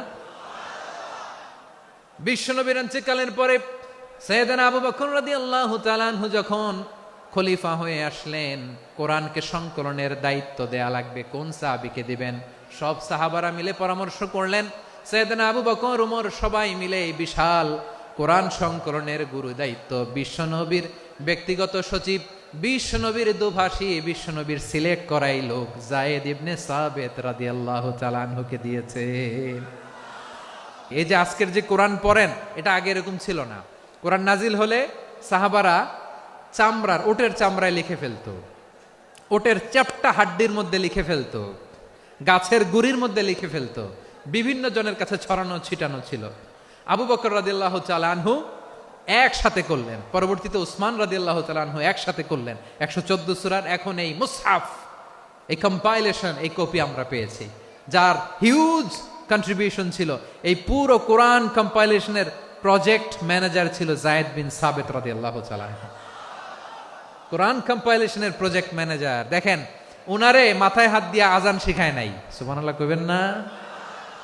তাহলে প্রথম সাহাবী আবু মাহজুরাকে মুয়াজ্জিন বানাইলেন, যায়েদ বিন সাবেতকে ব্যক্তিগত সচিব আর দোভাষী বানালেন, মুসআব ইবনে উমাইর রাদিয়াল্লাহু তাআলা আনহুকে ইসলামের প্রথম অ্যাম্বাসেডর বানালেন। কি নাম? He was the first ambassador in Islam. ইসলামের প্রথম ডিপ্লোম্যাট, ইসলামের প্রথম কূটনৈতিক মুসআব ইবনে উমাইর, মক্কার তরুণ যুবক। উনি পারফিউম লাগাইলে মানুষ দেখলেই বুঝতো এটা মুসআব লাগাইছে। এমন স্মার্ট, ড্যাশিং ফেস, এমন পার্সোনালিটির মানুষ ছিল মুসআব রাদিয়াল্লাহু তাআলা আনহু। কারণ যিনি ইসলামের স্পোকম্যান হবেন, মুখপাত্র হবেন, তার স্মার্ট হওয়ার দরকার আছে না নাই? আকাবার প্রথম শপথ যখন হলো, তাদের সাথে বিষ্ণু ঈসা ইসলাম মদিনাতে একজন মুখপাত্র পাঠালেন, ডিপ্লোম্যাটকে পাঠালেন, অ্যাম্বাসেডর অফ ইসলাম। তিনি হচ্ছেন মুসআব ইবনে উমাইর। পড়েন সুবহানাল্লাহ। জুমার বিধান নাজিল হয়েছে, কিন্তু মক্কায় পরিবেশ নাই জুমা পালনের। বিষ্ণু ঈসা ইসলাম একজনকে দিয়ে খবর পাঠালেন, যাও মদিনায় মুসাবকে যে বলো, মুসাব তো আমার শিক্ষক, আমার স্পোকম্যান, মদিনাতে যেন তারা জুমা কায়েম করে। বিশ্বনবীর আগেই মুসআব মদিনার মুসলিমদেরকে নিয়ে মদিনায় প্রথম জুমা কায়েম করে ফেলছে। কোন সুবহানাল্লাহ। ডিপ্লোম্যাটদের কেমন হইতে হয়, অ্যাম্বাসেডারের কেমন হইতে হয়, মুসআব রাদিয়াল্লাহু তাআলা আনহুর কাছ থেকে শিখে নাও। তাহলে মুসআব রাদিয়াল্লাহু তাআলা আনহুকে বিশ্বনবী ল্যাঙ্গুয়েজ শিখান নাই, সফট স্কিল শিখান নাই। যায়েদ রাদিয়াল্লাহু তিনি হিব্রু ল্যাঙ্গুয়েজ শিখেছেন, সুরিয়ানি শিখেছেন, কিন্তু মুসআবকে তিনি বানিয়েছেন the spokesman of Islam, the first diplomat, the ambassador of Islam. আব্দুল্লাহ ইবনে আব্বাস রাদিয়াল্লাহু তাআলা আনহু বিশ্বনবীর কাজিন, চাচাতো ভাই। আবার মাইমুনা রাদিয়াল্লাহু তাআলা আনহু, মাইমুনা নবীর স্ত্রী, তিনি ছিলেন আব্দুল্লাহর আপন খালা। তো নবীর বউ যদি ওনার খালা হয়, নবী তার কি খালু। তাহলে সম্পর্ক অনেক গভীর, কাজিন আবার খালু। ছোট্ট মানুষ, তাই রাতে মাঝে মাঝে ঘরে থাকতো। বিশ্বনবী দেখলেন আব্দুল্লাহ যেহেতু আমার ঘরে ঢুকতে পারে, আব্দুল্লাহরে এই উম্মতের বড় শিক্ষাবিদ বানাইতে হবে। তাই আব্দুল্লাহ ইবনে আব্বাসকে বিশ্বনবী হাতে কলমে শিক্ষা দিয়েছেন। তো বিশ্বনবী রাতে যখন তাহাজ্জুদ পড়তেন, ছোট্ট আব্দুল্লাহ ঘরে থাকতো। বুঝতে পেরেছেন? ছোট্ট মানুষ তো ঘরে থাকতো। তো বিশ্বনবী তাহাজ্জুদের জন্য একবার দাঁড়িয়েছেন, ছোট্ট আব্দুল্লাহ ওযু করে দাঁড়াইছে। আচ্ছা বলেন তো, ইমাম আর মুসল্লি মোট যদি দুইজন হয়, একজন ইমাম একজন মুসল্লি, তো মুসল্লি ইমামের কোন দিকে দাঁড়াবে? ডানে দাঁড়াবে। ছোট্ট আব্দুল্লাহ বুঝে নাই, বিশ্বনবী তাহাজ্জুদ শুরু করেছেন, উনি একতেদা করছেন আর দাঁড়াইছেন বায়ে। কোথায় দাঁড়িয়েছেন? আব্দুল্লাহ বলেন, যখন আমি বায়ে দাঁড়ালাম, আখাযা রাসূলুল্লাহ সাল্লাল্লাহু আলাইহি ওয়াসাল্লাম উযুনি আল ইউমনা ইয়াফতিলুহা, বিশ্বনবী নামাজরত অবস্থায় আমার কান ধরে টেনে আমার ডান দিকে এনে দাঁড় করায় দিলেন। পড়েন সুবহানাল্লাহ। দেখেন, হাতে কলমে শিক্ষা। আর জীবনে ভুল হবে? কথা কয় না, আর ভুল হবে? আর ভুল হবে না। এভাবে বিশ্বনবীর অনেক সঙ্গ পেয়েছেন, সফর করেছেন, একই বাহনে বসেছেন, এক বাহনে বসে লম্বা নাসিহত করেছেন। আব্দুল্লাহ, চাইতে হলে আল্লাহর কাছে চাও, সাহায্য চাইতে হলে আল্লাহর কাছে সাহায্য চাও। মনে রাখো, গোটা বিশ্বের সবাই যদি তোমার সাহায্য করতে চায়, ততটুকুই করতে পারবে যতটুকু আল্লাহ তোমার নসিবে রেখেছে। গোটা বিশ্ব যদি তোমার বিরুদ্ধে ষড়যন্ত্রে দাঁড়িয়ে যায়, ক্ষতি ততটুকু করতে পারবে যতটুকু তোমার জন্য বরাদ্দ আছে। এর বাইরে কিছু করতে পারবে না। আওয়াজ করে বলেন ঠিক কিনা? এভাবে হাতে কলমে শিখিয়েছেন, বিশ্বনবীর সঙ্গ পেয়েছেন। উনাকে বিষ্ণু ইসলাম শিক্ষাবিদ, এডুকেটর অফ দিস উম্মাহ হিসেবে সিলেক্ট করেছেন, হাতে কলমে শিখিয়েছেন। বিশ্বনবী একবার প্রকৃতির ডাকে সাড়া দিয়ে এসেছেন। এখন কি করতে হবে? নামাজের জন্য অজু করতে হবে। বিশ্বনবী এসেই দেখেন অজুর বদনায় পানি ভরা, খুশি হয়ে গেলেন। বললেন, কে রেখেছে পানি? একজন বলল, আব্দুল্লাহ রেখেছে। বিশ্বনবী অত্যন্ত খুশি হলেন। খুশি হয়ে একটা দোয়া করলেন, বললেন, আল্লাহুম্মা ফাক্কিহু ফিদ্দীন ওয়া আল্লিমহু তা'ওয়ীল। আল্লাহ, তুমি আব্দুল্লাহকে দ্বীনের বুঝ দিও আর কোরআনের তাফসীর শিক্ষা দিও। বিশ্বনবীর এই দোয়া এমন লাগছে, উনি রাইসুল মুফাসসিরিন, এই পৃথিবীতে যত মুফাসসির ছিল, যত মুফাসসির আসবে, সকল মুফাসসিরের সম্রাট হিসেবে স্বীকৃত হয়েছেন। আব্দুল্লাহ ইবনে আব্বাস, বিশ্বনবী ওনারে আজান শিখান নাই, বিশ্বনবী ওনারে ল্যাঙ্গুয়েজ শিখান নাই, বিশ্বনবী ওনারে অ্যাম্বাসাডর বানান নাই, হাতে কলমে শিক্ষা দিয়েছেন। ছোট্ট মানুষ, বিশ্বনবী ইন্তেকাল করলেন। আবু বকরের সময় গেল, ওমরে ফারুকের খেলাফত, তখনও তিনি তরুণ। ওমরে ফারুক রাদিয়াল্লাহু তাআলা আনহু ওনার ক্যাবিনেট মিনিস্ট্রির বৈঠকে এ আব্দুল্লাহ ইবনে আব্বাসকে পাশ দিয়ে বসায় রাখতেন। বয়স্ক সাহাবারা এটা পছন্দ করতো না। তারা বলতো, ঘটনা কি? আব্দুল্লাহর মতো ছেলে নাতি আমাদের আছে, এরা কেন রাখে ওমরে ফারুক? ওমরে ফারুক এটা টের পেলেন। তিনি বুঝতে পারলেন যে ক্যাবিনেট মেম্বাররা এটা পছন্দ করে না, ছোট্ট আব্দুল্লাহরা কেন রাখি, কেন যে রাখি, এটা একদিন বুঝাবো। একদিন মিটিং এ তিনি সবাইকে বললেন, ইদা জাআ নাসরুল্লাহি ওয়াল ফাতহ। এই আয়াত দ্বারা উদ্দেশ্য কি বলেন তো মুরব্বী সাহাবীরা? এক সাহাবী বলেন, এই সূরা দ্বারা উদ্দেশ্য, আল্লাহ বলেছেন আমাদেরকে বিভিন্ন ল্যান্ড, বিভিন্ন এলাকা বিজয় করতে হবে। ওমরে ফারুক বললেন, না, হয়নি। আরেকজন বললেন, বিজয় হওয়ার পর আমাদের বেশি বেশি আল্লাহর বরত্বের ঘোষণা দিতে হবে, এটা উদ্দেশ্য। ওমরে ফারুক বললেন, না, হয় নাই। যারে জিজ্ঞেস করেন কেউ পারে না। সব শেষে বিশ্বনবী ছোট্ট আব্দুল্লাহরে বলেন, আব্দুল্লাহ, ইদা জাআ নাসরুল্লাহি ওয়াল ফাতহ, এর দ্বারা উদ্দেশ্য কি বলো তো? ছোট্ট আব্দুল্লাহ বলেন, হুয়া আজালু রাসূলিল্লাহ। এই আয়াত দ্বারা বিশ্বনবীর বিদায়কে উদ্দেশ্য নেওয়া হয়েছে। ওমরে ফারুক বললেন, হাযা হুয়া, এটাই তো সঠিক উত্তর, এটাই সঠিক তাফসীর এই আয়াতের। কারণ ইদা জাআ নাসরুল্লাহি ওয়াল ফাতহ, যখন আল্লাহর সাহায্য আর বিজয় আসবে, ওয়া রাআইতান নাসা ইয়াদখুলুনা ফি দীনিল্লাহি আফওয়াজা, আপনি দেখবেন দলে দলে, ঢলে ঢলে, বানের পানির মতো মানুষ ইসলামের দিকে ঢুকতেছে। ইসলামের বিজয় হয়েছে। তো ইসলামের বিজয়ের মিশন নিয়ে নবী আসছে, বিজয়ী যখন হয়ে গেছে, এখন তো নবীর বিদায় হবে। কোন সাহাবী এই সূক্ষ্ম কথাটা ধরতে পারে নাই, ওই আব্দুল্লাহ ছাড়া। আব্দুল্লাহ যখন উত্তর দিছে, সব সাহাবীদের টনক নড়েছে। এরপর থেকে কোনো ক্যাবিনেট মিটিং এ আর কোনো সাহাবারা কোনো প্রশ্ন করে নাই। আওয়াজ করে পড়েন সুবহানাল্লাহ। বিশ্বনবী আব্দুল্লাহ ইবনে আব্বাসকে দ্য এডুকেটর অফ দ্য উম্মাহ, উম্মার শিক্ষাবিদ হিসেবে গ্রহণ করেছেন। আওয়াজ করে পড়তে হবে আল্লাহু আকবার। সাহাবীদের নামগুলো মনে থাকবে? এক নম্বরে আবু মাহজুরা, মুয়াজ্জিন বানাইছেন। যায়েদ ইবনে সাবিত, দোভাষী, ট্রান্সলেটর অফ প্রফেট, এবং তিনি ছিলেন বিশ্বনবীর ব্যক্তিগত সচিব। মুসআব ইবনে উমাইর, the first ambassador and diplomat of Islam. আব্দুল্লাহ ইবনে আব্বাস, এই উম্মার সবচেয়ে বড় এডুকেটর, শিক্ষাবিদ। আরেকজন ছিল আব্দুল্লাহ ইবনে মাসউদ রাদিয়াল্লাহু তাআলা আনহু। দুই আব্দুল্লাহ, আব্বাস গেল, আরেকজন হচ্ছে মাসউদ। মক্কার তরুণ, ছাগল পালতো মুশরিকের। বিশ্বনবী আর আবু বকর রাদিয়াল্লাহু তাআলা আনহু একবার গেলেন, যে দেখে এই তরুণ দাঁড়ায় আছে। বিশ্বনবী বলেন, আমি খুব ক্ষুধার্ত, তোমার কাছে কি দুধ আছে ছাগলের? আব্দুল্লাহ আছে, ওয়ালাকিন আনা মু'তামান, কিন্তু যে দুধ আছে এটা আমানতের, আমি দিতে পারবো না। বিশ্বনবী এইটা শুনেই তারা টার্গেট করে ফেলছে। আনা মু'তামান, দুধ আছে কিন্তু এটা আমার মালিকের, আমি তো দরদ দেখাই, আমার মালিকের দুধ আপনি পথিক, আপনারে দিতে পারি না। বিশ্বনবী টার্গেট করে ফেলছেন, এরে আমার কাজে লাগাইতে হবে। বিশ্বনবী বললেন, আচ্ছা ঠিক আছে, দুধ দিও না, কিন্তু এমন ছাগি আছে কিনা যেই ছাগির সাথে কোনো ছাগলের মিলন হয় নাই, তার ওলানে দুধও আসে নাই, বাচ্চাও নাই, এরকম ছাগির থেকে যদি আমি দুধ খাই তাহলে তো সমস্যা নাই। বলতেছে এরকম ছাগির থেকে দুধ খাইলে সমস্যা নাই, কারণ এরকম ছাগির ওলান থেকে দুধ আসবেও না। বলতেছে ঠিক আছে, এরকম একটা ছাগি নিয়ে আসা হলো। বিশ্বনবী বিসমিল্লাহ বলে ওই ছাগির ওলানে হাত দিলেন। হাত দিতে দেরি, পুরো ওলানটা দুধে ভরে যেতে দেরি হয় না। বিশ্বনবী আর আবু বকর রাদিয়াল্লাহু তাআলা আনহু দহন করে পেট ভরে খেলেন। এই দৃশ্য আব্দুল্লাহ ইবনে মাসউদের হৃদয়ে দাগ কাটলো। এই মুআজিজা দেখে তিনি বললেন, আশহাদু আল্লা ইলাহা ইল্লাল্লাহ ওয়া আশহাদু আন্না মুহাম্মাদুর রাসূলুল্লাহ। তিনি ষষ্ঠ মুসলিম ছিলেন, 6 নম্বর মুসলমান। ওনাকে টার্গেট করে বিশ্বনবী দেখলেন এমন ইন্টেলেকচুয়াল ব্রেন, উনি সূক্ষ্ম সূক্ষ্ম জিনিস বুঝে বেশি, ফিকহি জ্ঞান ওনার মধ্যে বেশি। বিশ্বনবী ওনাকে কোরআনের জ্ঞান শিক্ষা দিতে লাগলেন। উনি বিশ্বনবী সবার কাছে কোরআন শোনায়, কিন্তু বিশ্বনবী নিজে আব্দুল্লাহ ইবনে মাসউদের কাছ থেকে কোরআন শুনতো। বিশ্বনবী একবার বললেন, ইকরা আলাইয়া ইয়া মাসউদ। ইবনে মাসউদ একবার শোনাও তো কোরআন দেখি। আব্দুল্লাহ ইবনে মাসউদ বলে, আকরাউ আলাইকা ওয়া আলাইকা উনজিল। নবী, আপনার উপর কোরআন নাজিল হয় আর আমি আপনার সামনে কোরআন পড়ব।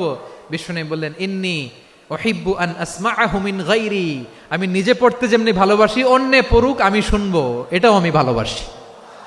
সূরা নিসা তিনি তেলাওয়াত করে শুনিয়েছেন। এমন সূক্ষ্ম সূক্ষ্ম বিষয় বিশ্বনবী উনাকে ধরিয়ে দিয়েছেন। উনি হয়ে গিয়েছেন, আব্দুল্লাহ ইবনে আব্বাস হয়েছেন রাইসুল মুফাসসিরিন, উনি হয়ে গিয়েছেন ফাকিহুল উম্মাহ। ওনার চাইতে বড় ফকি এই পৃথিবী আর দেখবে না। চিল্লায় বলেন সুবহানাল্লাহ। উনি বলতেন, ওয়াল্লাহি ইল্লাযী লা ইলাহা গায়রু মা উনজিলাত সূরাতুন ইল্লা ওয়া আনা আ'লামু আইনা উনজিলাত ওয়া ফিমা উনজিলাত।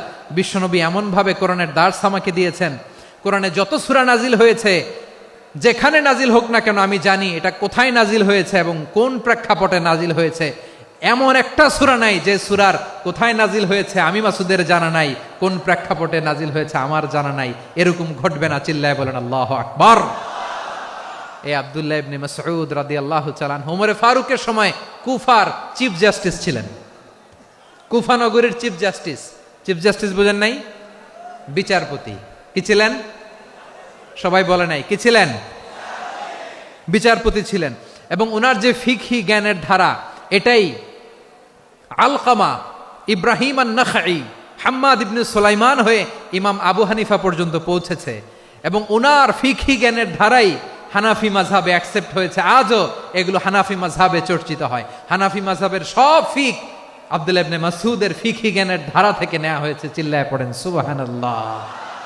তাহলে উনাকে বিশ্বনবী বানিয়েছেন জুরিস্ট, আইনবিদ, ফাকিহ।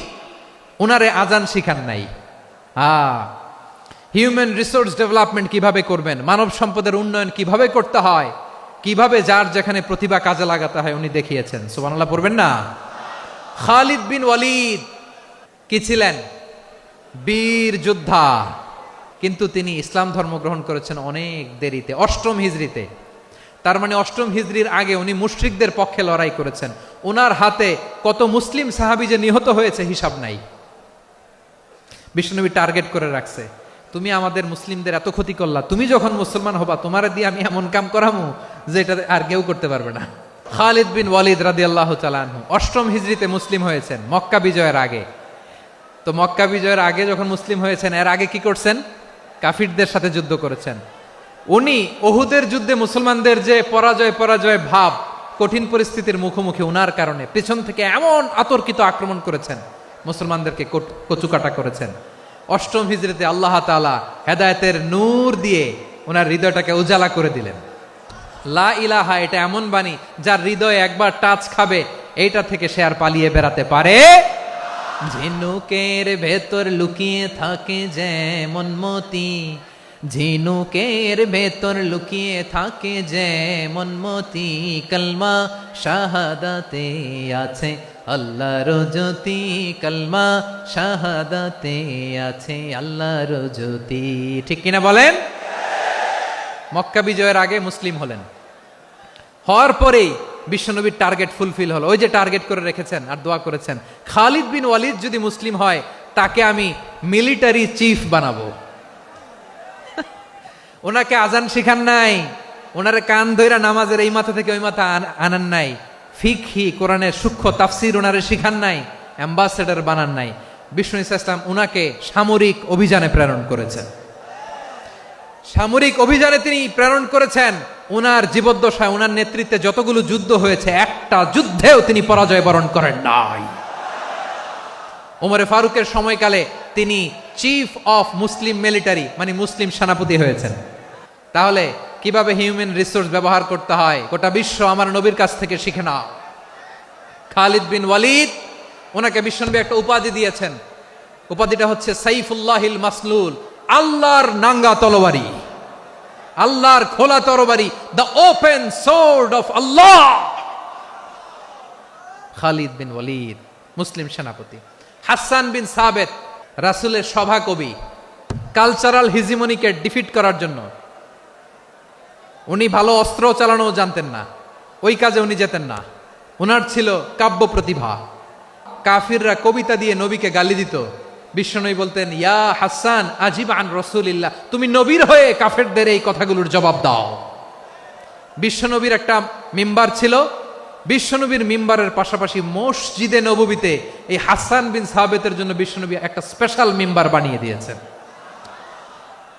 এখান থেকে তুমি জবাব দাও। এবং বিশ্বনবী বলেছেন, আল্লাহুম্মা আইয়িদহু বিরূহিল কুদুস। আল্লাহ, হাসান আমার পক্ষে জবাব দেয়, তুমি জিব্রাইল মারফত তাকে সাহায্য পাঠাইয়া দিও।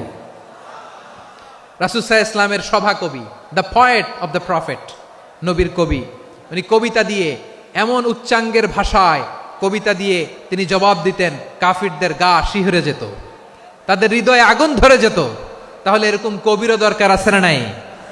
এখন যাকে আল্লাহ দিছে কাব্য প্রতিভা, এরা যদি আপনি যুদ্ধের ময়দানে পাঠান হবে? যারে দিছে সুরেলা গলা, এরা যদি অ্যাম্বাসেডর বানান হবে না। হাসান বিন সাবেত ছিলেন বিষ্ণু ইসলামের কবি। হুযায়ফা ইবনুল ইয়ামান বিশ্বনবীর গোয়েন্দা বিভাগের প্রধান। কিসের প্রধান? হুযায়ফা ইবনুল ইয়ামান। ওনার ছিল ডিটেকটিভ মাইন্ড, ডিটেকটিভ মাইন্ড, গোয়েন্দা বিভাগের প্রধান।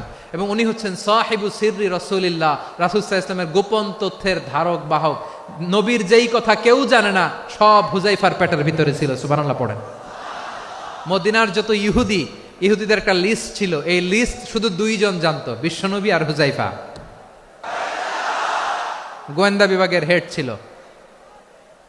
খন্দকের যুদ্ধে প্রচন্ড আজকের মতো শৈত্য প্রবাহ, মাটি খনন করতে করতে সাহাবীদের পেটে ক্ষুধা নাই, দাঁড়াইতে পারে না নামাজের জন্য, এত ক্লান্ত, ক্ষুধা, ক্লান্ত, শ্রান্ত। বিশ্বনবী বললেন, কে আছো? এই কঠিন শীত, এই ভয় আর ক্ষুধার মধ্যেও খন্দকের পরীক্ষার টপকে শত্রু শিবিরে যে আমাকে তথ্য দিবা, কে আছো? কারো গায়ে শক্তিই নাই যে দাঁড়াবে, কেউ দাঁড়ায় না। বিশ্বনবী তখন নিজে হুযায়ফাকে ডাক দিলেন, হুযায়ফা, যে আমাকে আজকে শত্রু শিবিরের তথ্য এনে দিবে, সে জান্নাতে আমার মোরাফাকা, আমার সঙ্গী হবে। হুযায়ফা রাদিয়াল্লাহু ইবনুল ইয়ামান জীবনের ঝুঁকি নিয়ে এই ক্ষুধা, শৈত্য প্রবাহ, কোল্ড ওয়েভসকে উপেক্ষা করে পরীক্ষা টপকে শত্রু শিবিরে যে সবার কথাগুলো চুপে চুপে শুনে বিশ্বনবীর দরবারে এসে গোয়েন্দাদের মতো তথ্য সরবরাহ করেছে। বিশ্বনবীর গোয়েন্দা বিভাগের প্রধান হুযায়ফা ইবনুল ইয়ামান ইন্টেলিজেন্স বিভাগ চালাতেন। মুনাফিকদের নাম ওনার কাছে ছিল। মুআয ইবনে জাবাল মদিনা রাষ্ট্রের সবচেয়ে সিনিয়র আমলা ছিলেন। আমলাতন্ত্র চিনেন তো? প্রশাসনিক কাজ যারা চালায়, অ্যাডমিনিস্ট্রেশন বুঝেন না? The department of administration. মদিনার রাষ্ট্রের সিনিয়র আমলা মুআয ইবনে জাবাল মুতাখাসসিসুন ফিল হালাল ওয়াল হারাম, হালাল হারামের স্পেশালিস্ট ছিলেন। বিশ্বনবী উনাকে ইয়ামানের গভর্নর করে পাঠাইছেন। বলেছেন, ইন্নাকা তা'তি কওমান আহলা কিতাব, এমন গোষ্ঠীর কাছে যাবা এরা ইহুদি নাসারা, আগে শাহাদা পড়লে এরপরে নামাজের দাওয়াত দিও, নামাজ পড়লে যাকাতের দাওয়াত দিও। গভর্নরের অ্যাটিটিউড যেমন থাকে তেমন অ্যাটিটিউড ধরে রেখো। সুবহানাল্লাহ পড়েন। তাহলে মুআয ইবনে জাবালকে দিয়ে বিশ্বনবী কবিতা লেখায় নাই, চিঠি লেখায় নাই, আজান দেওয়ায় নাই। সুবহানাল্লাহ পড়বেন না? সব শেষ সাহাবী বলি আবু হুরায়রা রাদিয়াল্লাহু তাআলা আনহু, বিড়ালের বাবা, কি করতেন? খালি হাদিস মুখস্থ করতেন।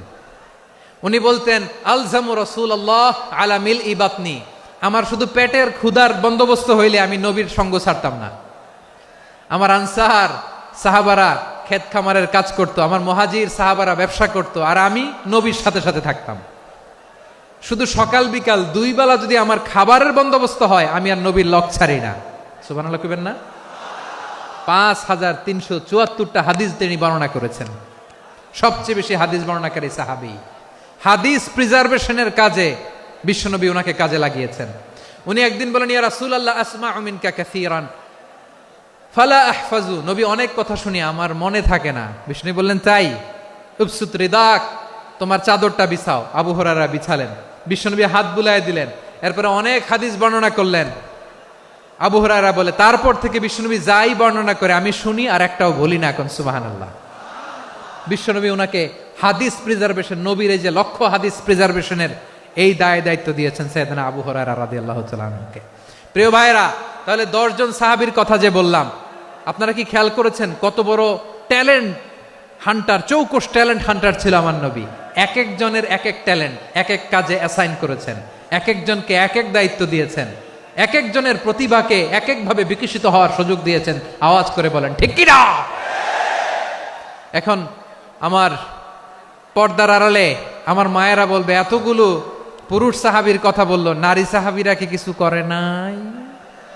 হ্যাঁ, একজন নারী সাহাবীর কথা বলে মোনাজাত হবে, দোয়া ছাড়া কেউ যাব না। রুফাইদা আল আসলামিয়া রাদিয়াল্লাহু তাআলা আনহা, ওনার বাবার নাম সাআদ আল আসলামি। বিশ্বনবী কি খেয়াল করলেন দেখেন, সাআদ ছিল মদিনার বড় ডাক্তার। এই নারী সাহাবী রুফাইদা বাবার কাছ থেকে চিকিৎসা বিদ্যা শিখেছেন। যখন শিখছে, বিশ্বনবী দেখলেন আমার তো প্রতি সপ্তাহে সপ্তাহে যুদ্ধে আহত সাহাবীদের সেবা দিবে কে?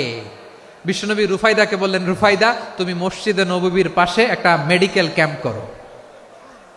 এই যে সাকিনা আদ্দিন মেডিকেলের আমার ছাত্রী বন্ধুরা, শুনে রাখো, তোমাদের আইকন হচ্ছে এই রুফাইদা আল আসলামিয়া। বিশ্বনবীর ডিরেকশন অনুযায়ী তিনি মসজিদে নববীর পাশে একটা মেডিকেল ক্যাম্প করলেন এবং আহত সাহাবাদের চিকিৎসা উনি ওনার টিম নিয়ে দিতেন। বিশ্বনবীর পরামর্শে উনি আনসারি এবং মুহাজির মহিলা সাহাবীদেরকে নিয়ে একটা স্পেশাল মেডিকেল টিম গঠন করলেন। খায়বার যুদ্ধে 7ম হিজরিতে যখন বিশ্বনবী যায়, উনি ওনার টিম নিয়ে আসলেন, বললেন, ইয়া রাসূলুল্লাহ, আমরা তো তলোয়ার চালাতে পারি না, আমরা তো তীর মারতে পারি না, আপনি যদি অনুমতি দেন খায়বার অভিযানে আমি আমার টিম নিয়ে মেডিকেল টিমের সেবাটা সার্ভিসটা দিতে চাই। পড়েন সুবহানাল্লাহ।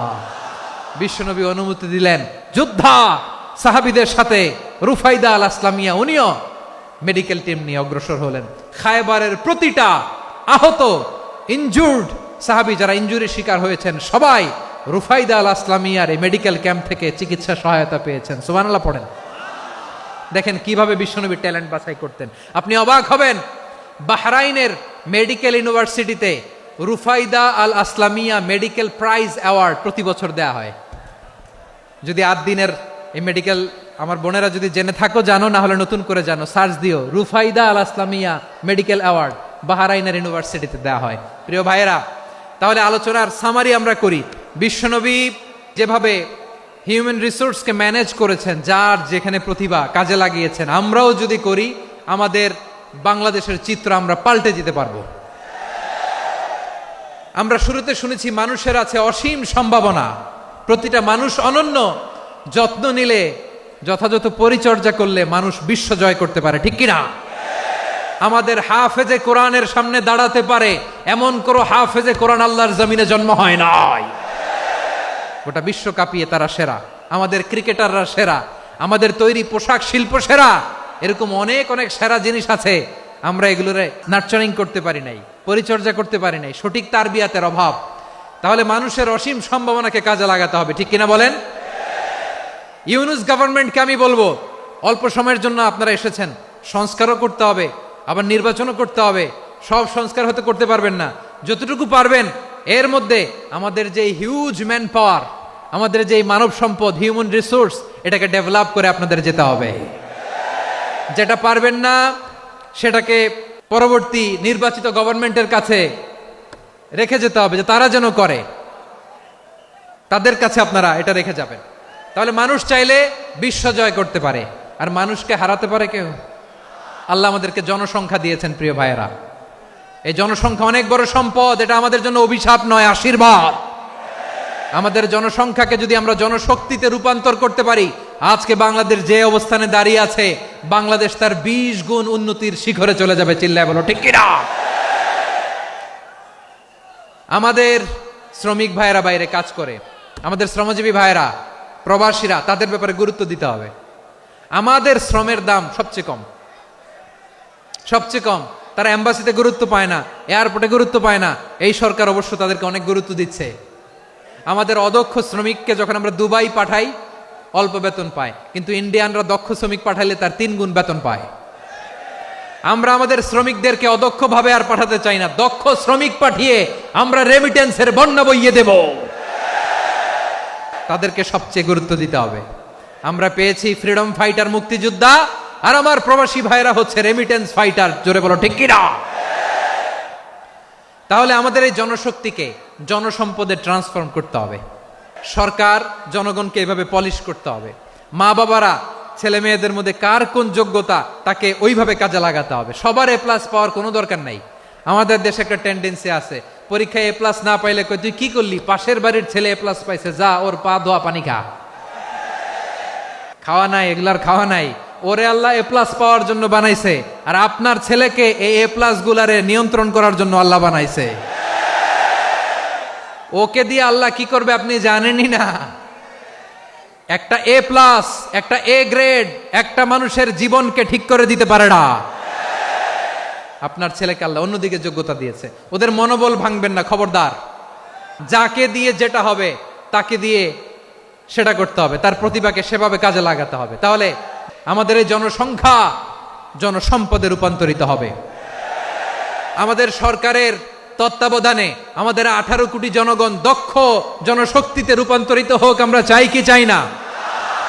আমরা ভালো মানুষ, শ্রেষ্ঠ মানুষ হতে চাই কি চাই না? ওই জাপানিজদের মতো সৎ, ওই ইউরোপিয়ানদের মতো কালচার্ড।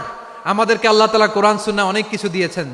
যেহেতু বর্তমানে আমরা দেখছি তারা সৎ, তাদের মধ্যে ভ্যালিউ আছে, সেগুলো আমাদের মধ্যে আনার দরকার আছে না নাই? আর ইসলাম দিয়ে আমাদের জীবনকে সাজাতে হবে।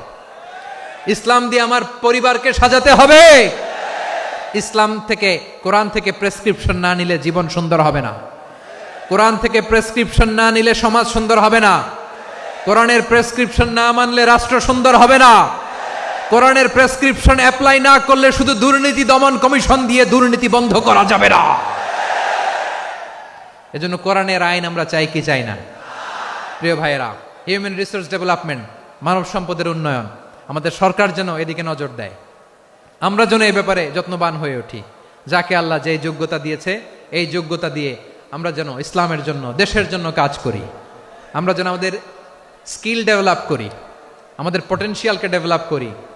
মোরালিটি, ভ্যালিউজ নিয়ে শায়েখ আহমদুল্লাহ আলোচনা করেছেন। এগুলো দিয়ে যেন আমরা আমাদেরকে সাজাই। আল্লাহ তাআলা আমাদের দেশকে তুমি নিরাপদ করো, আমরা পড়ি আমিন। আল্লাহ আমার 18 কোটি জনগণকে তুমি জনশক্তিতে রূপান্তরিত করো, আমিন। আল্লাহ আমরা হাতে হাত রেখে, কাঁধে কাঁধ মিলিয়ে ভাইয়ে ভাইয়ে যেন এই দেশকে গড়তে পারি, আল্লাহ তুমি তৌফিক দান করো, আমরা পড়ি আমিন। আসুন আমরা আমাদের জনসংখ্যাকে জনসম্পদে ট্রান্সফর্ম করি। আমাদের জনসংখ্যাকে আমরা যেন জনশক্তিতে রূপান্তরিত করি। জনসংখ্যাকে ট্রান্সফর্ম করে জনশক্তি দিয়ে আমরা যেন আগামীর বাংলাদেশ, স্বাধীন বাংলাদেশ 2.0 কে গড়ে তুলি।